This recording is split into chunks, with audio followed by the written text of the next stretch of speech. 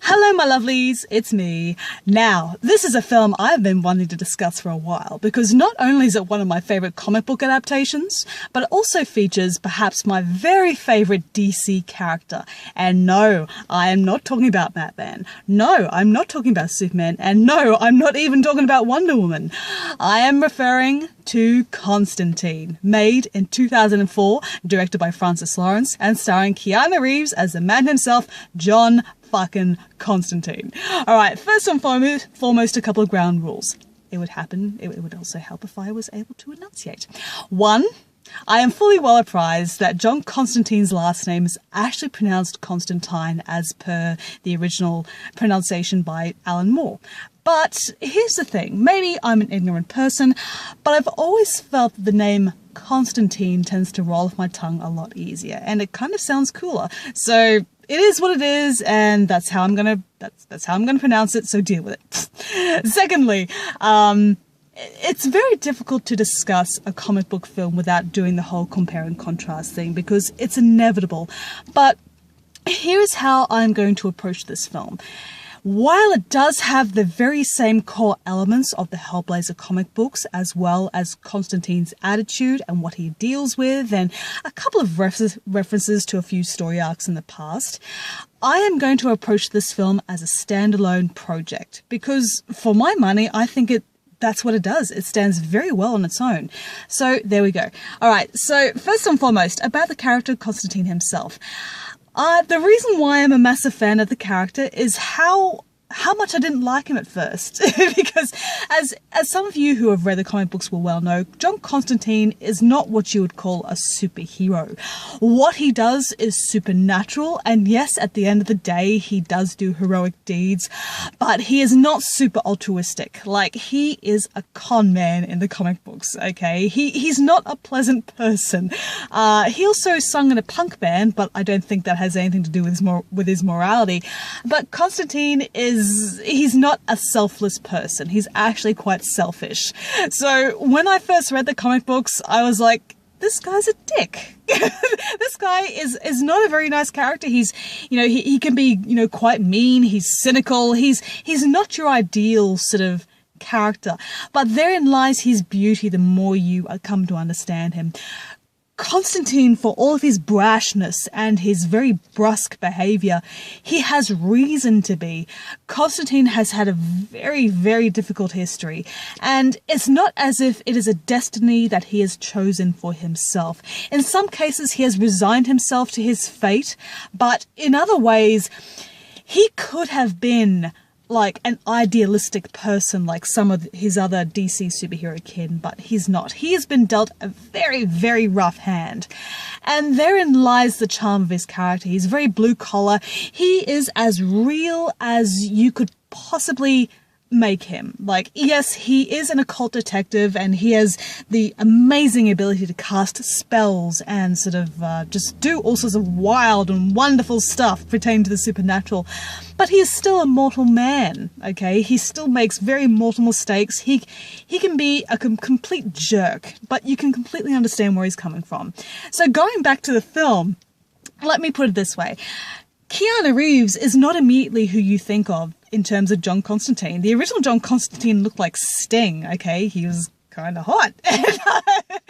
And needless to say, when Reeves was announced for the character, people weren't that happy about it. But you know what? What's done is done, and what's done is this. Reeves does a great performance as John Constantine. No, he's not tall, he's not blonde, he's not British, and you know what? I am glad Reeves didn't go with a British accent, because his accent in Bram Stoker was fucking awful. So, for all intents and purposes, this is an alternative dimension Constantine. As I mentioned earlier, like the core elements remain the same, but other things have been changed to suit the film and the story for that matter. So Reeves as John Constantine is great. He is cynic. Here's the thing.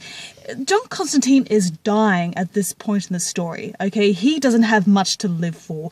He's done some unspeakable stuff. And here's another thing. This is not a superhero origin film. By the time Constantine opens, he is an established character. He's going around performing exorcisms and investigating all this demonic and occult activity. Like, he's got the knowledge.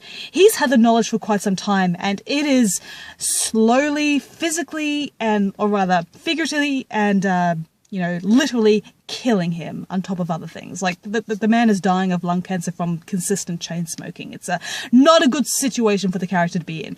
So there's another element of the story. Like I said earlier, this is a different type of Constantine. Like, at the core, he's the same, but he's very different.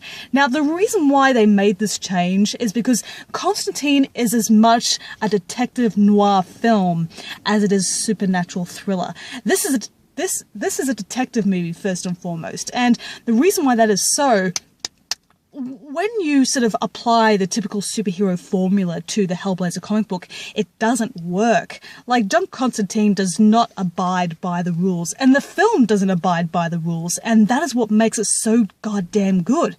So I'm not going to give away any plot spoilers, because this is a movie, like, to watch it and see the mystery unfold, that is the greatest pleasure the film can afford you.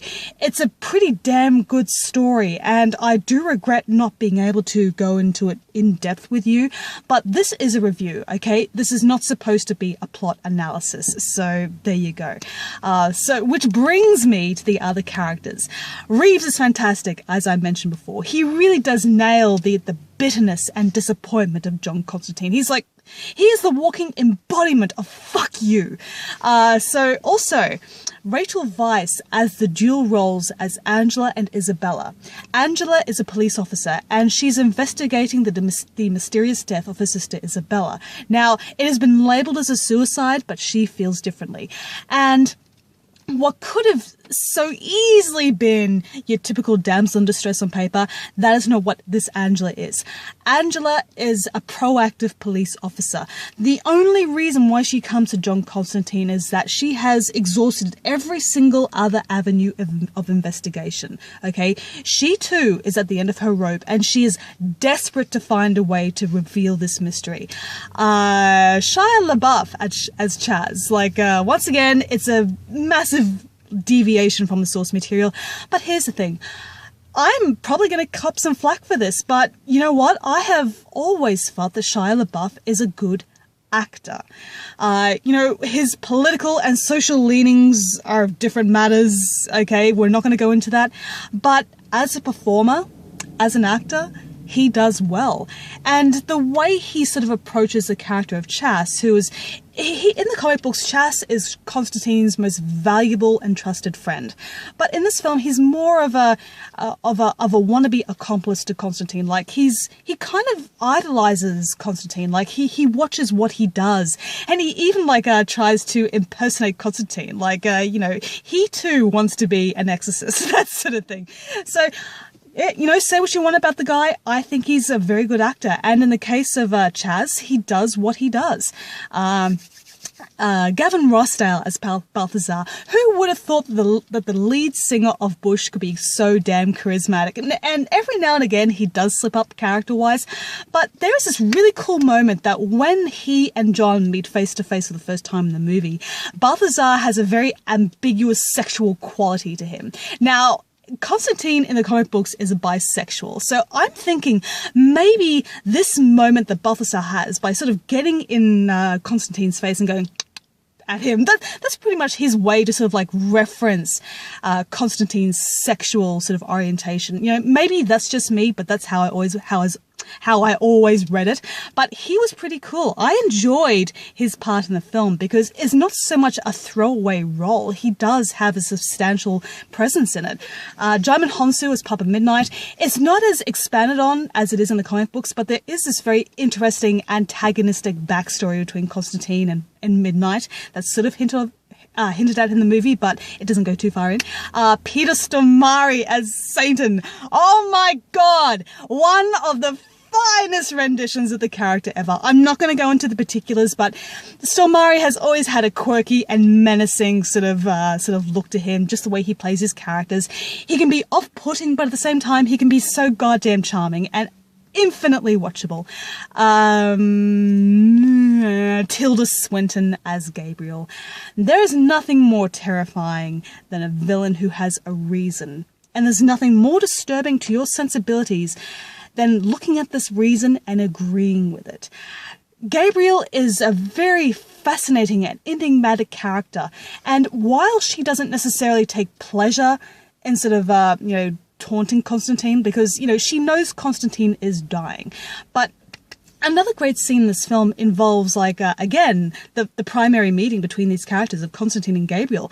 And Gabriel, has Constantine's hand in hers. She's on her knees and looking deeply in his eyes.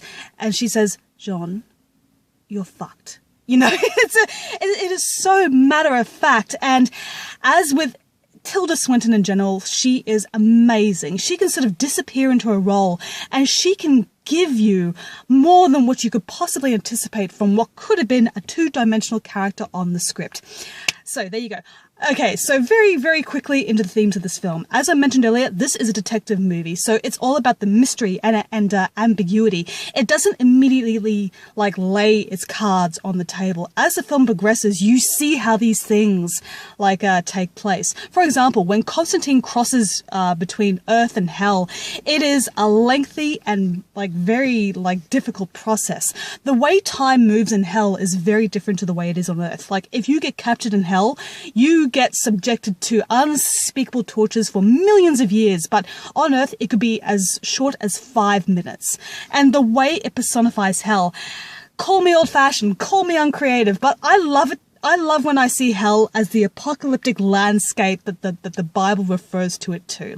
It is, it's so typical, but I just love the execution of it. It is a mirror of our world, but instead of being dominated by people and that sort of stuff, it's dominated by demons.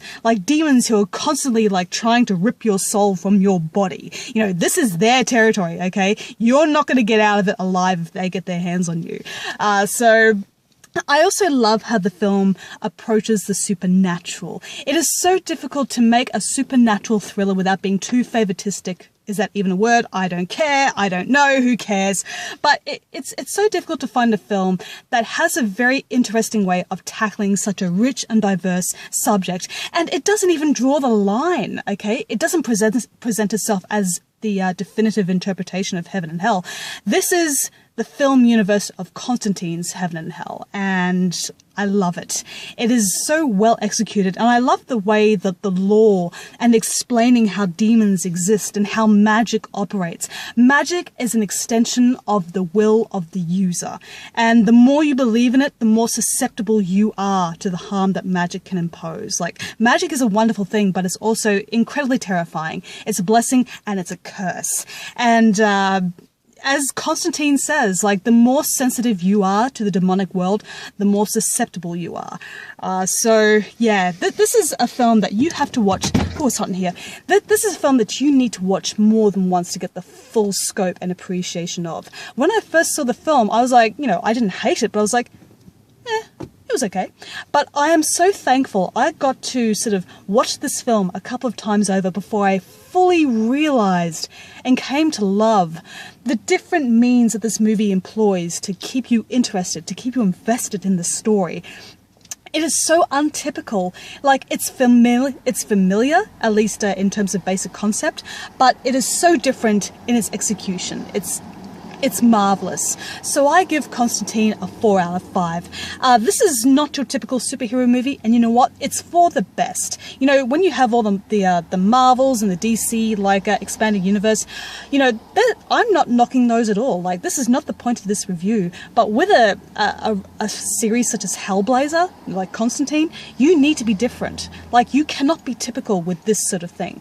So yeah, that was my review / rant of Constantine, and I hope, one way or another, if you have not seen this film, I highly recommend you do. If you are sick of your typical sort of superhero fare, this might be the film for you.